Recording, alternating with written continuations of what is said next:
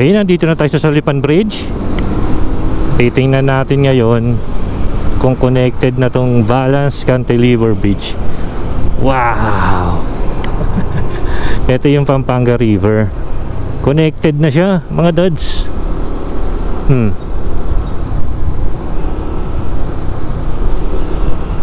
Oh, connected na. Mamaya titingnan natin sa drone kung connected na yan.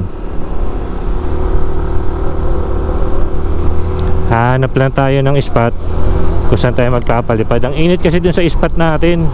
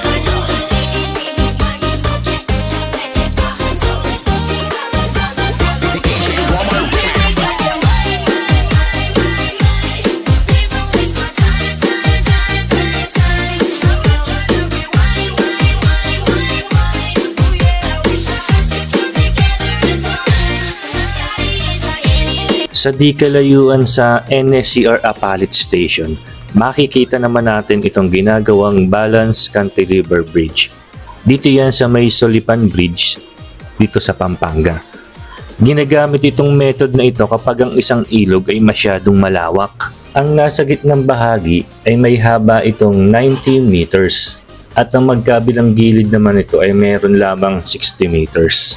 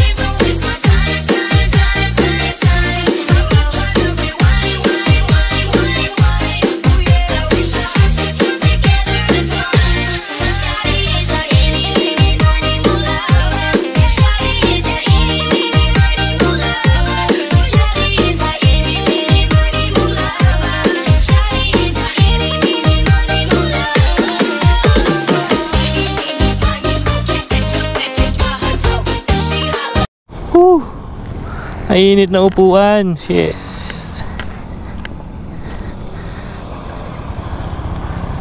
Dapat pala tinaas ko. Bahala na. Okay, punta tayo ng Apalit Station. Bali,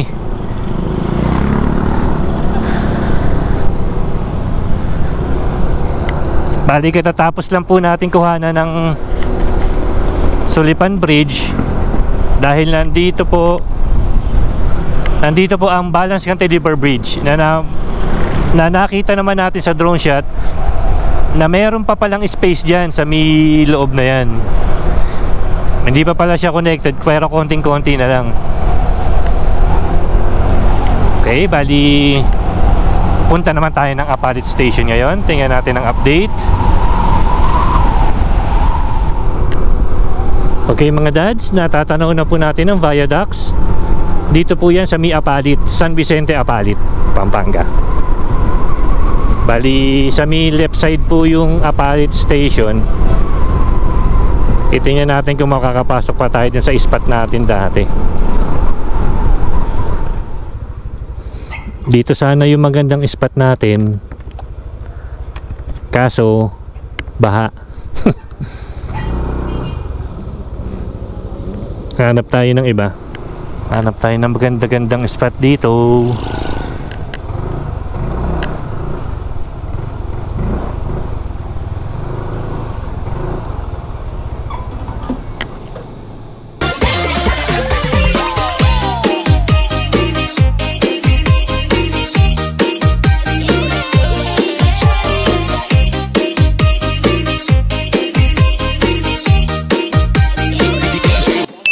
At ang nakikita nyo naman sa may kanang bahagi, yan ay ang precast yard.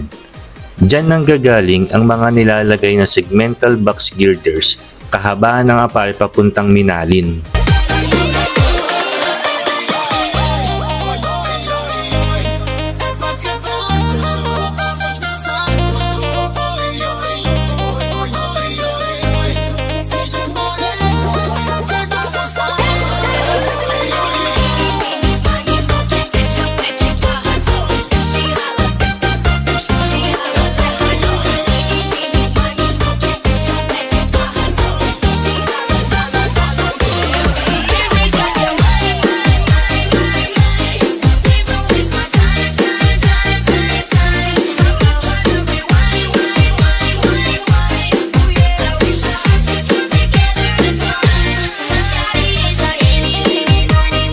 Magandang araw mga dads, andito naman tayo ngayon sa isa sa mga istasyon ng NSER Phase 2 or mas kilala sa tawag na Malolos Clark Railway Project.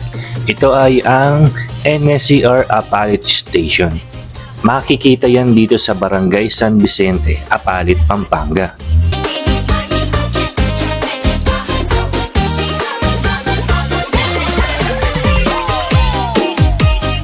Ang istasyon na ito ay 2-level at sided platform lamang.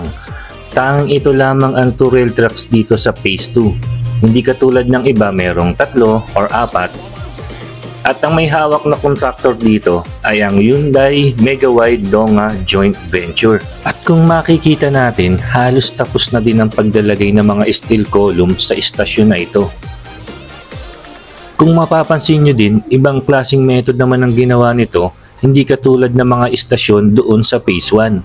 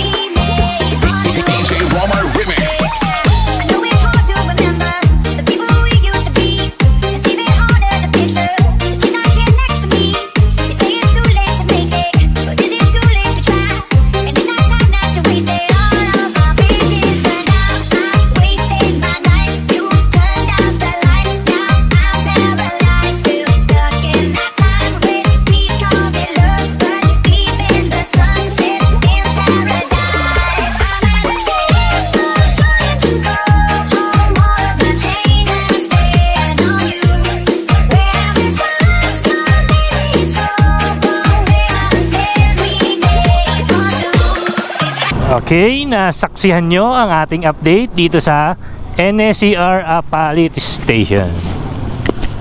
Tayo lang, ayusin ko na itong mga... Okay, bali tapos na tayo sa araw na to. ipabalik na tayo. Maraming salamat sa inyong pag-aantay. Okay, bali may isa pa tayong kukuhanan, yung LG Fluid na nandun sa may Kalumpit. Yung paglagpas ng Pampangas Arc. Yun na lang yung pinakahuli nating i-update. Tingnan natin kung ano ng situation doon or yung progress. Okay, bali kung naabot mo naman itong video na to, makikisuyo naman ako sa iyo. Kung hindi pa kita subscriber at bago ka lang sa channel ko, pakiclick naman ang subscribe button dyan sa may bandang ibaba. At sabayan mo na rin ang notification bell para makakita ka pa ng mga ganitong update sa mga susunod. Okay, binalibaliktad ko lang ang wordings ko, pero ganun pa rin na please pakisubscribe naman ng ating channel. Malaking tulong na po yan dito sa akin.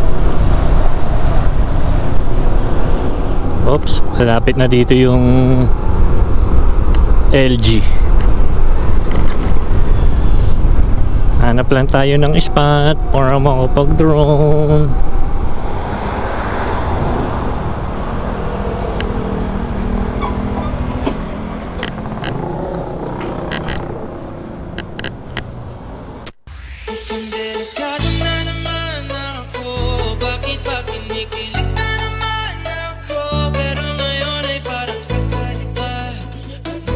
At mula naman sa Misolipan Bridge, makikita natin ang isang launching gantry na hawak naman ng HMD JV.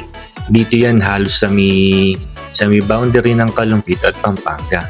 At simula nang itaas itong engine na ito, nakakalimang span na sila at ang direksyon nito ay papunta ng NSCR Apalit Station.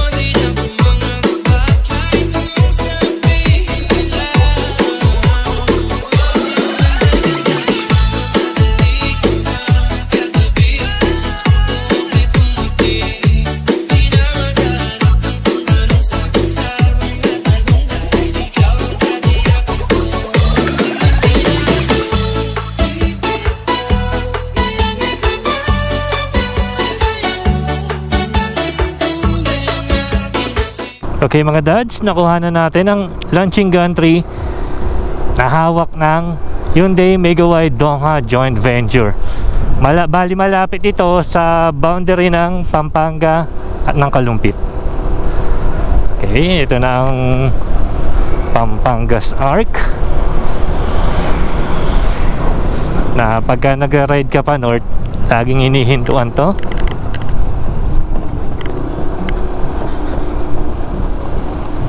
Magpipicture lang tayo dito. Okay mga dads, ito na po ngayon ang old PNR ng Kalumpit.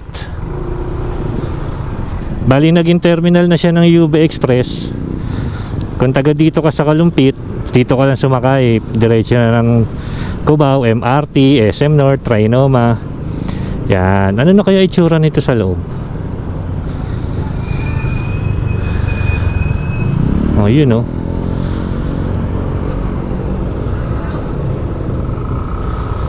Mukhang ginawa ng ano ah. Parang ginawa ng bahay ah. Pero di ako sigurado ah.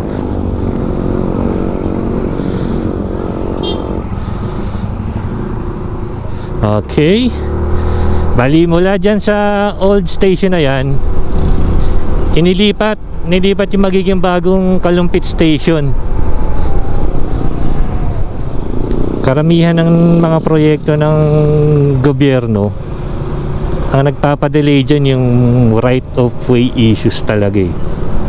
Minsan di kasi magkasundo, di ba?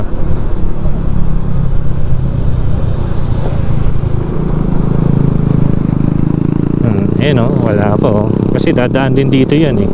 Okay, ulitin ko lang, magmula dun sa old PNR Kalumpit Station, inilipat ngayon dito na ngayon ang magiging NSCR Kalumpit Station. Yan, itong ano na to, may viaducts na. Yan, ayan na, may viaducts na kabantang kanan no. Medyo matagal-tagal pa to. Kaya yung sinasabi nilang phase 2 na 2028, parang ang labo eh. Oh, 'di ba? Ayan oh. Ito na yung Kalumpit Station. Ayan. Ano pa lang siya? Puro poste pa lang ang nailalagay. Saan ba natin medyo makikita ng... Ayan, ito na ngayon.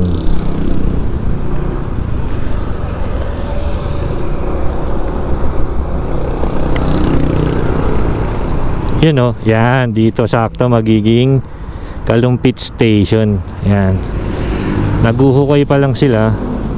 Eh kasi pagkatas ng Kalumpit, malolos eh. Malolos na yung susunod eh. Kaya tingnan natin kung talaga mangyayari ang mula Valenzuela hanggang Clark